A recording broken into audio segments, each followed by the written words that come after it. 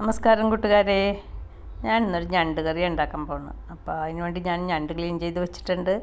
അതിലേക്ക് സബോള, ഇഞ്ചി, പച്ചമുളക്, വേപ്പില, പിന്നെന്താ തക്കാളി ഇതൊക്കെ അരിഞ്ഞ് ക്ലീൻ ചെയ്ത് ചട്ടി അടുപ്പത്ത് വെച്ചു.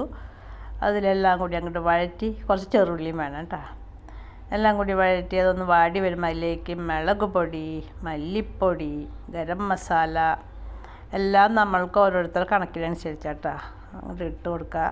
എന്നിട്ട് അതിലേക്ക് കുറച്ച് നാളികേരപ്പാൽ ഒഴിക്കണം. ആദ്യം തക്കാളി ഇടുക, എന്നിട്ട് നാളികേരപ്പാൽ ഒഴിക്കുക. അത് കഴിഞ്ഞിട്ട് നല്ല പോലെ അങ്ങോട്ട് വഴറ്റി കഴിഞ്ഞിട്ട് ഞണ്ട് അങ്ങോട്ട് എടുത്തിടുക. ഞണ്ടും വഴറ്റി നാളികേരപ്പാൽ ഒഴിച്ചു. അത് വരുമ്പോഴത്തേക്ക് അതിലേക്ക് 2-3 ചെയ്ത് കുടംപുളി ഇടണം. എന്നിട്ട് അങ്ങോട്ട് അത് വറ്റി വരുമ്പോൾ എന്തായി നമ്മുടെ ഞണ്ട് കറി, അടിപൊളി ഞണ്ട് കറി. അത് എണ്ണ പിരിഞ്ഞ് വരണം കേട്ടോ. ഞണ്ട് കറി റെഡി.